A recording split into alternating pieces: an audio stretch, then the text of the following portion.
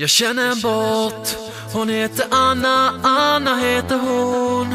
Och hon kan banna det så hårt. Hon röjer upp i våran kanal.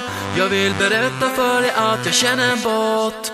Jag känner en bot, hon heter Anna, Anna heter hon. Och hon kan banna det så hårt. Hon röjer upp i våran kanal.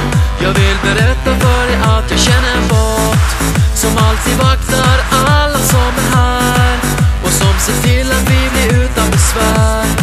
Det finns ingen takeover som lyckas. Kom ihåg att det är jag som känner en bot. En bot som ingen annan slår. Och hon kan kicka utan att hon får. Hon gör sig av med alla som spammar. Ja, ingen kan slå våran bot.